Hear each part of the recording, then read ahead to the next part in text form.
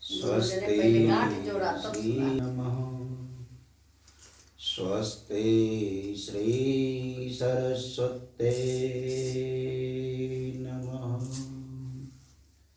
गंगा तरंगरमणीय जटा कलापम् गौरी निरंतर विभूषित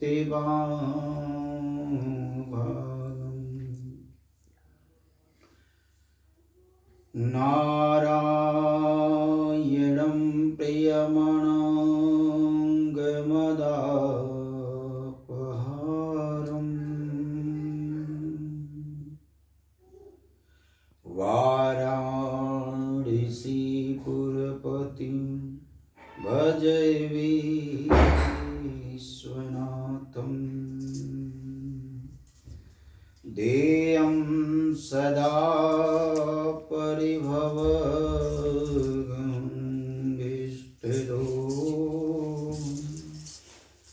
तीर्थास्पदं शिवविरिञ्चिनुतं शरण्यम्। भृत्यातिहं प्रणतपालभवाब्धिपूतं वन्दे महापुरुष ते चरणारविन्दम्।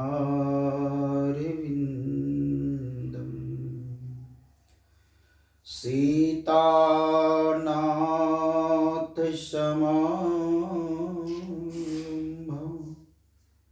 श्रीरामानुजाचार्यमध्यमम् अस्मदाचार्यपर्यन्तं वन्दे श्रीगुरो परम्पराम्।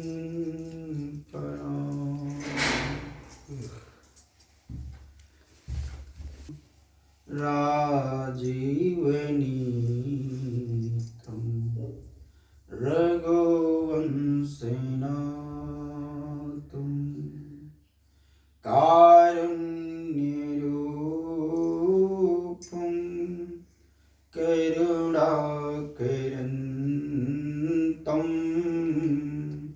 श्रीरामचन्द्रं शरणं प्रपद्ये। करम्बो धीमतां वरिष्ठं वातात्मजं वानरयोत्तमोख्यं श्रीरामदूतं शरणं प्रपद्ये। राधारमण जय जय नवल किशोर प्रभु जय जय माखनचोर।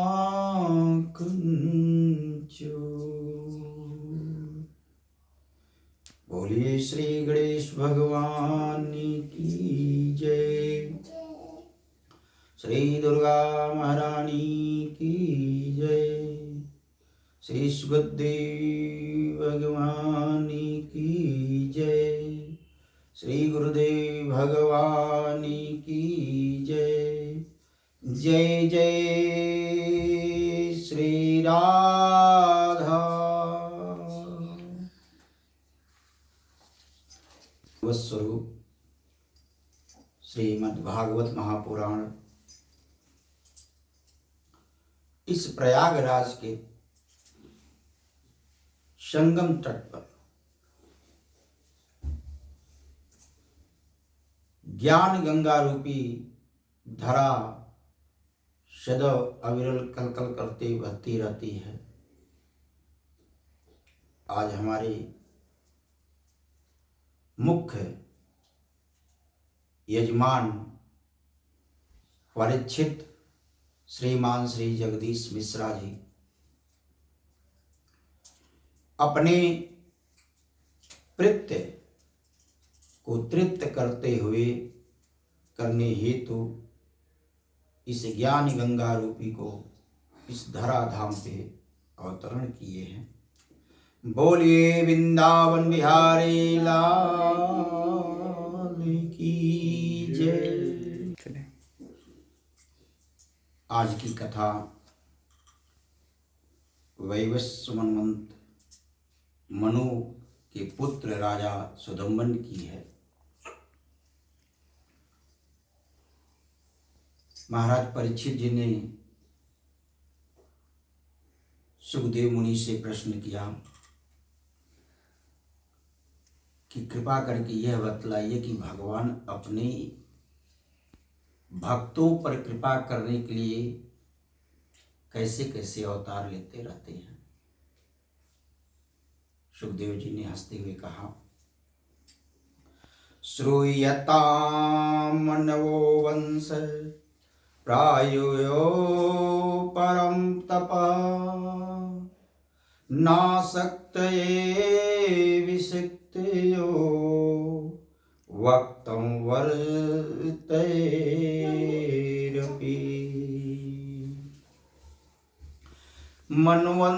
मन्वन्तिराणि सर्वाणि तव तानि सुतानि मे वीरन्यन्त वीरस्य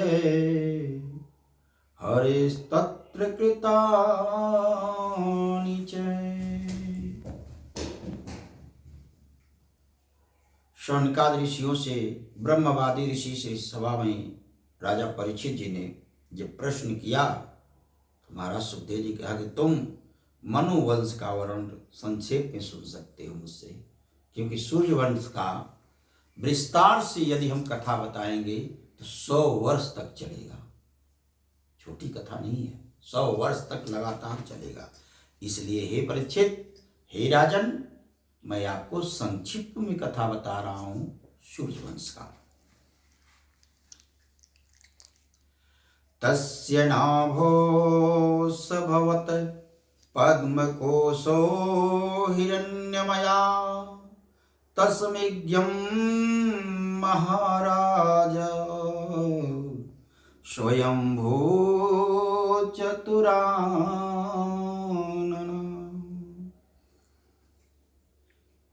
महाराज उनकी नाभि से, भगवान के नाभि से स्वर्णमय कमल क्रोश का प्रकट हुआ। उसमें से चतुर्भुज ब्रह्मा जी अवतरित हुए और ब्रह्मा जी के मन द्वारा, मन से महर्षि मरीचि का जन्म हुआ और मरीचि के पुत्र कश्यप जी हुए। उनकी धर्मपत्नी जक्षानंदिनी अदिति के स्वदान से श्री भगवान विश्वान सूर्य पैदा हुए, जिसके द्वारा सूर्य वंश की परंपरा चली। विश्वान की संज्ञा नाम की पत्नी से श्रद्धदेव मनु का जन्म हुआ। हे परीक्षित, परम मनवसी राजा श्रद्धदेव ने अपनी पत्नी श्रद्धा के गर्भ से 10 पुत्र उत्पन्न किए, जिनके नाम है इक्ष्वाकुल, नृग, अयाति, दृष्ट, दृष्टक, करुक, नयस्य, प्रसन्न, नभग और कवि। ये वैवस्व मनु के पहले संतानहीन थे। मनु जी पहले संतानहीन थे। सूर्य वंश में प्रायः सभी राजा लगभग संतानहीन थे। उस समय सर्वप्रथम भगवान वशिष्ठ ने उन्हें संतान प्राप्ति कराने के लिए मित्रा वरुण का यज्ञ करवाया, उत्कृष्ट यज्ञ। आप्रजन्मनो पूर्वं वसिष्ठो भगवान् किल मित्रावरुणयोरिष्टं प्रजार्थं करोति प्रभु।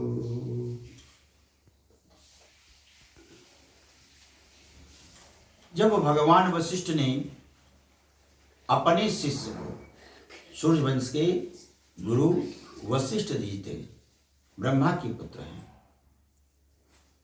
वशिष्ठ जी के पास जब उनके परम शिष्य श्री मनु जी महाराज गए,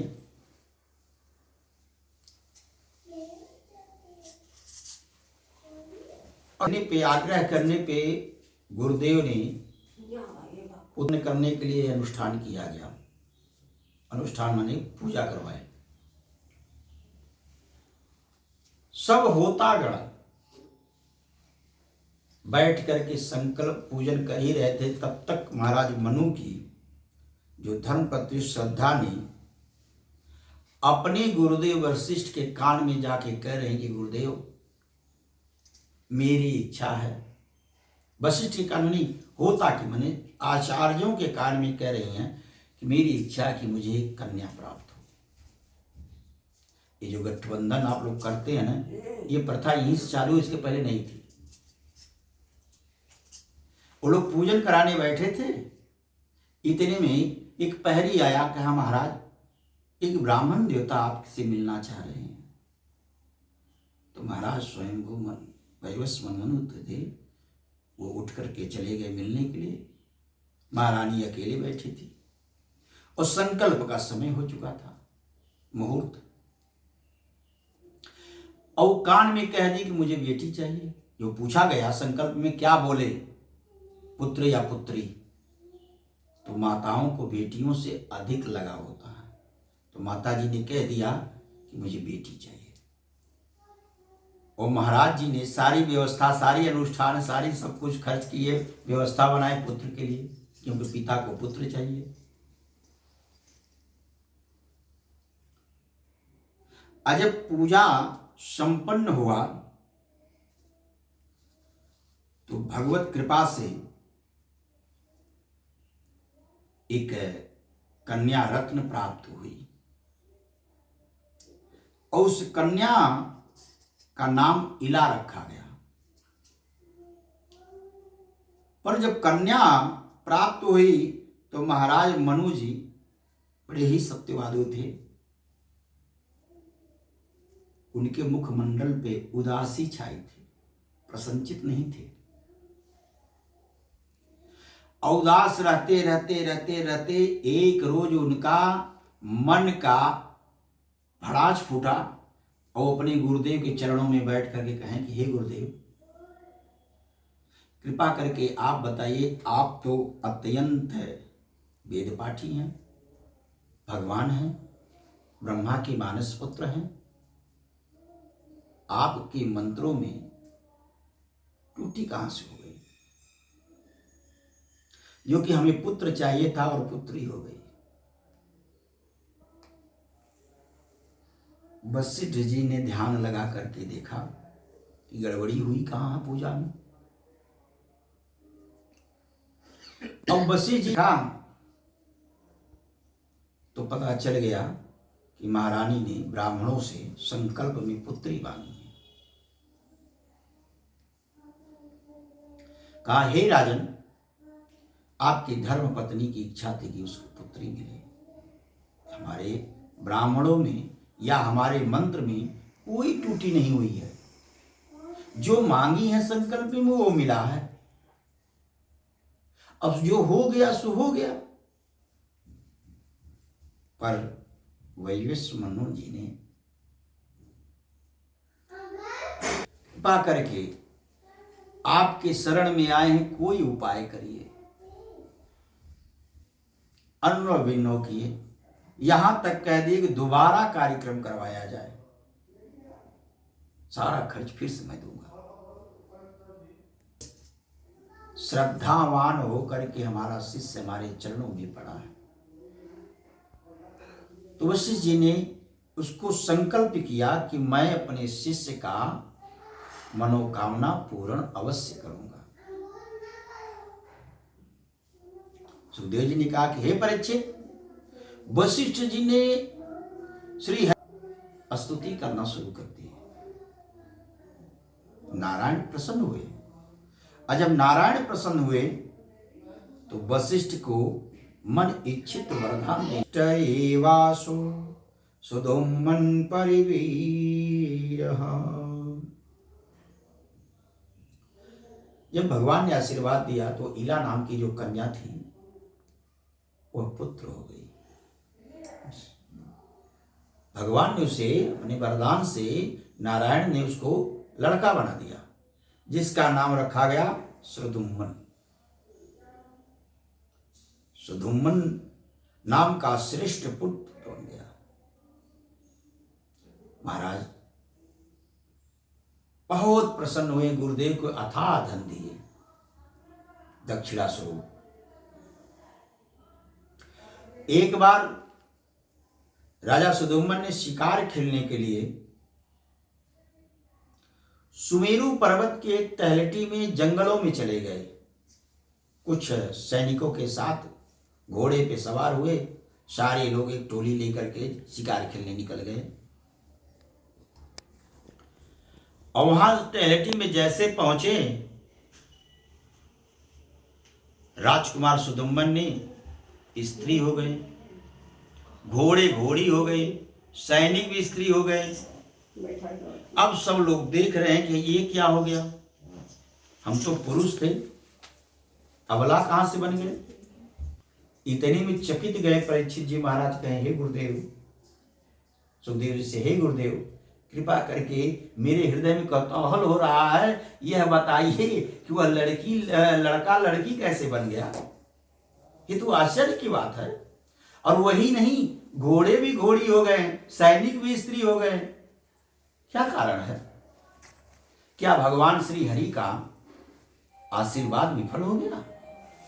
एकदा गिरीशं दृष्टो मृषयत्र सुव्रता दिशो वितिमिराभासा कुर्वन्तः समुपागमम्।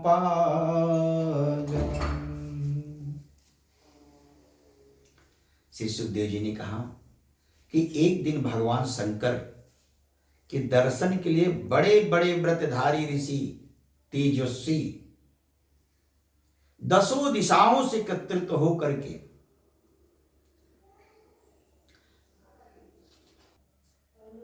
भगवान भोलेनाथ का दर्शन करने। उस समय मां अंबा जगदम्बा पार्वती जी वस्त्रहीन होकर के आने लगी। ऋषि समझ गए कि मां लज्जित हो रही है। ऋषिगण वहां से वापस आकर के बद्रिका आश्रम चले गए, नर नारायण जंगल में, पर्वत पर। भगवान शंकर समझ गए कि पार्वती जी अत्यंत क्रोध में हैं।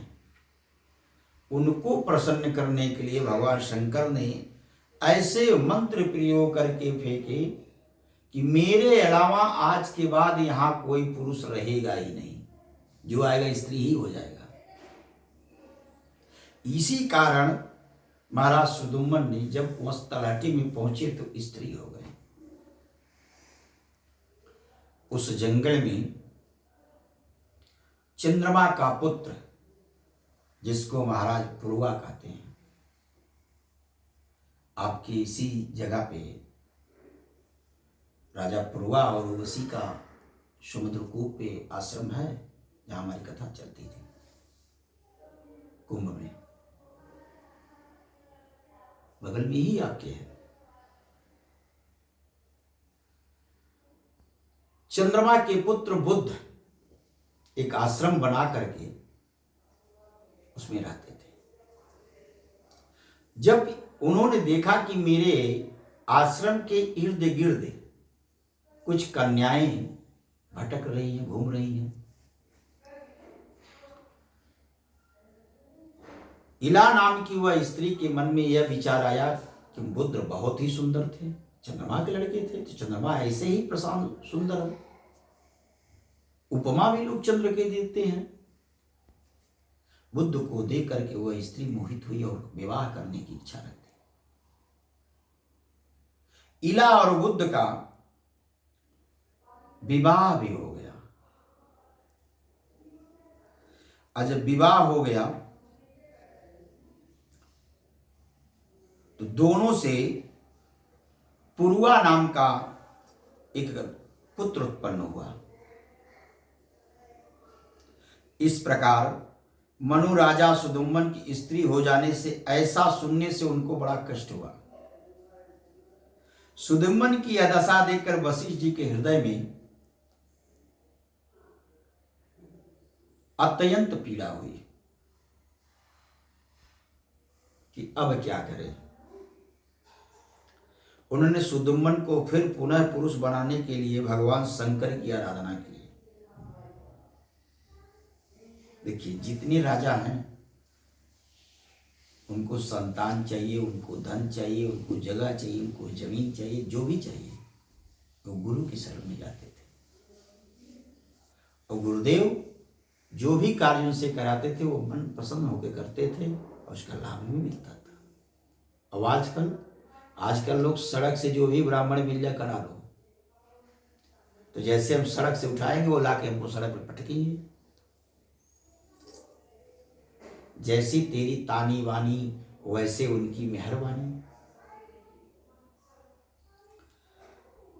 अब भगवान शंकर को प्रसन्न करके वशिष्ठ जी ने वरदान के रूप में उनसे मांगा। शंकर जी ने कहा कि तुम्हारा यह यजमान 1 महीने तक पुरुष रहेगा और 1 महीने स्त्री रहेगा। इससे या मैं आपको कुछ नहीं दे सकता हूं। से व्यवस्था पूर्वक अभिष्ट पुरुष तत्व का लाभ के सुदुम्मन पृथ्वी का पालन करने लगे। 1 महीना पुरुष रहते थे, 1 महीना स्त्री रहते थे। ऐसा जीवन बिताते हुए जिनके 3 पुत्र हुए, उत्कल, गए और विमल, वे सब दक्षिणा अर्थ वृद्धावस्था आने पर प्रतिष्ठान नगर की अधिपति सुदुम्मन ने अपने पुत्र पुरुआ को राज दे दिया और स्वयं तपस्या करने के लिए वन में चले गए। अजब एवं गते सुदुम्मन मनुवै स्वत सुत पुत्र कामा सतते पे यमुनायां सत समान। वैवस मनु के पुत्र कामना से यमुना जी के तट पे 100 वर्ष तक तपस्या किए और यहाँ पे भगवान प्रसन्न होकर के 10 पुत्र प्राप्त करने की आशीर्वाद दे दिए। इन्हीं के वंश में आगे चल के इक्ष्वाकु हुए।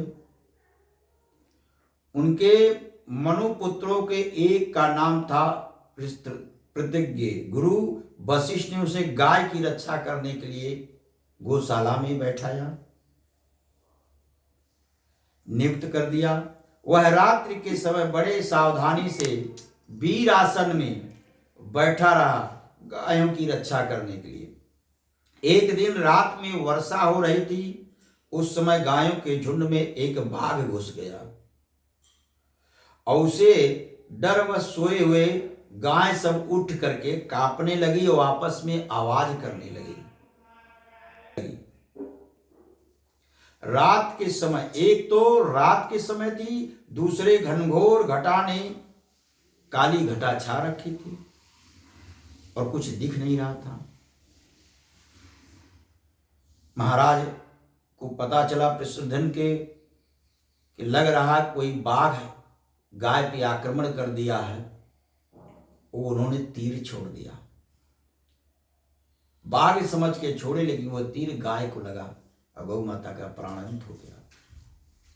जिसके महाराज को गो हत्या का पाप भी लगा, उस यज्ञ में सोमपान करके भगवान ने यज्ञ कराया, ब्राह्मणों को तृप्त किए, उनका पाप मुक्त किए। ऐसे करके उन्हीं के वंश में महाराज आयाति हुए। सर्याति मनोवनो राजा वशिष्ठ सा भुव वो अंगिरा संसत्रे द्वितीय हमौचीन्यवान। मनु के पुत्र राजा सयाति वेदों का निष्ठान विद्वान थे। मूर्धन्य विद्वान थे वेदों। उसी समय एक कमल लोचना कन्या थी, उसका नाम सुकन्या पड़ा। एक दिन राजा ययाति ने अपने कन्या के साथ वन में घूमते घूमते च्यवन ऋषि के आश्रम में गए। उस समय च्यवन ऋषि घनघोर तपस्या में लीन थे। इतना तप में लीन थे कि उनके शरीर को दीमक ने मिट्टी का बना दिया था, कुछ दिख नहीं रहा था, मिट्टी में ढक गए थे।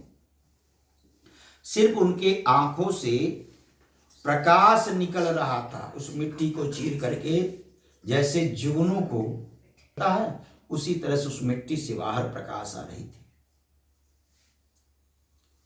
और महाराज ने बेटी को रथ से उतार करके कहा कि तुम लोग यहीं पर रहो, हम अभी आ रहे हैं। सुकन्या ने अपने सखियों के साथ घूमते घूमते उस जंगल में वहीं पर जा पहुंची जहां महाराज च्यवन ऋषि तप कर रहे थे। और दीमकों की यह एकत्रित दशा को देख करके उसमें से प्रकाश जब निकल रहे थे, सुकन्या के मन में आया ये क्या है। सुकन्या ने एक कुशार लेकर के उसमें पिरो दी और ऐसे करने से महाराज च्यवन ऋषि के आंखों से ब्लड निकलने लगा, क्योंकि उनकी आंखें फूट गई। अब ये सब अपने गलतियों से क्षमा मांग रही हैं ऋषिवर से, च्यवन ऋषि से। थोड़ी ही देर में उनके पिता भी आ गए कि हे पुत्री, तुम इतना घबराई क्यों हो? कहीं तुमने इस जंगल में महाराज च्यवन ऋषि का अपमान तो नहीं कर दिया या कोई कष्ट तो नहीं दे दिया?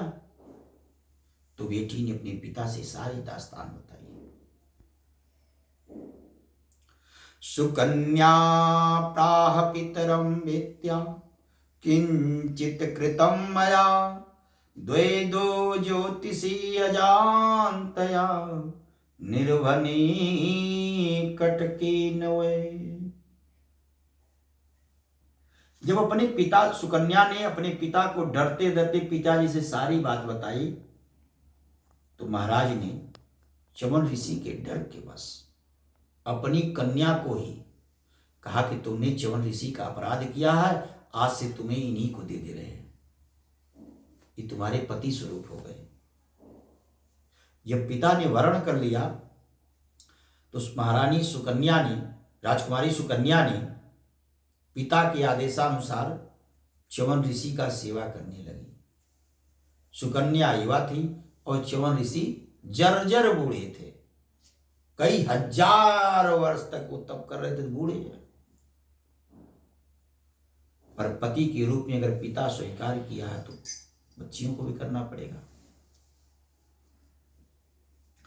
सुकन्या च्यवनम प्राप्तम पतिं परकोपनम प्रेरयामास चिंतता अप्रत्यमा विसोजया।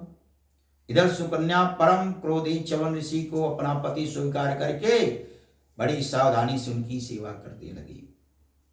च्यवन ऋषि प्रसन्न हुए और कहने लगी कि हे देवी, तुम युवा हो और मैं जर्जर बूढ़ा हूं।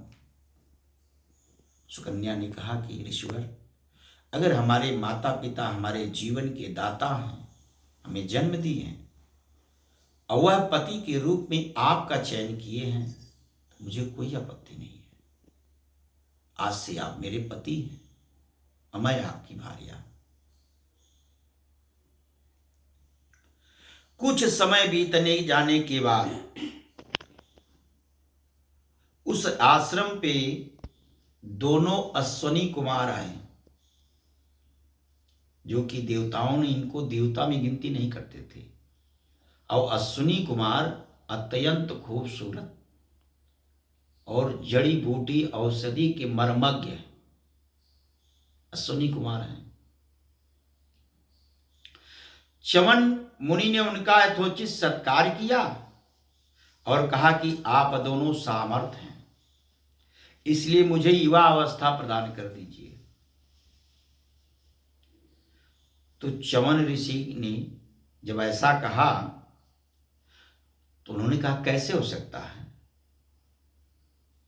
च्यवन जी ने कहा मैं जानता हूं आप लोग सोमपान के अधिकारी नहीं हैं, अमृत के अधिकारी नहीं हैं, फिर भी मैं आपको यज्ञ में सोमपान भाग दूंगा, यज्ञ में आपका स्थान दूंगा।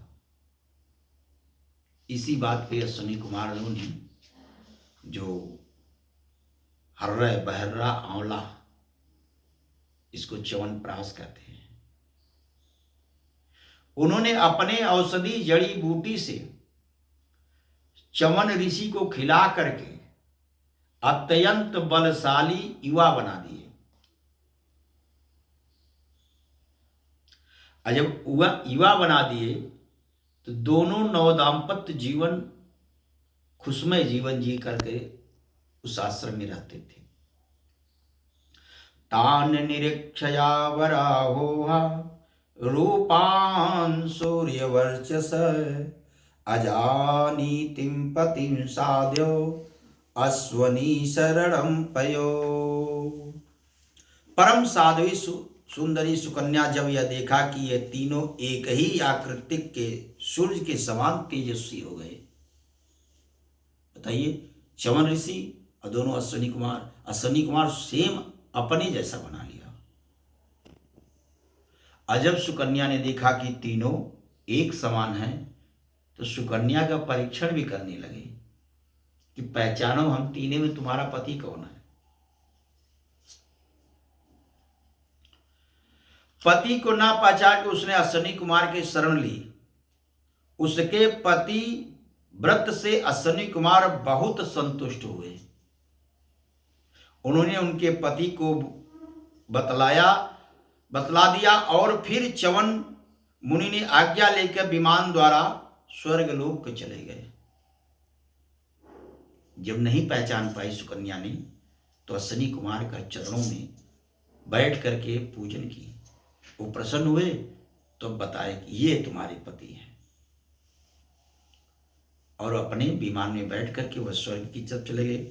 कुछ समय बाद यज्ञ करने की इच्छा से राजा अयाति च्यवन मुनि के आश्रम पे आए। कह के देखे हमारी बेटी कैसी है और वृद्ध हमारे जमाता कैसे हैं। जब उन्होंने आश्रम पे आया और उन्होंने देखा कि सुकन्या के पास एक सूर्य के समान तेजस्वी पुरुष बैठा है, महाराज अयाति को अत्यंत क्रोध आया। अपनी पुत्री से कहे, अरे दुष्टा पतिता, तुझे लज्जा नहीं आई? मैंने तेरे लिए एक वृद्ध पुरुष का वर्ण क्या कर लिया कि उसको छोड़ करके, च्यवन ऋषि को आपने छोड़ करके युवा पुरुष को पकड़ ली? उल्टा हो गई।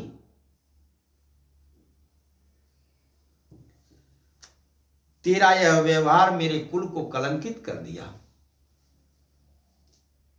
एवं बुभ्राणं पितरं यस्य मानं शुचि स्मिता वाच ततः जमाता तैव भृगुनंदन।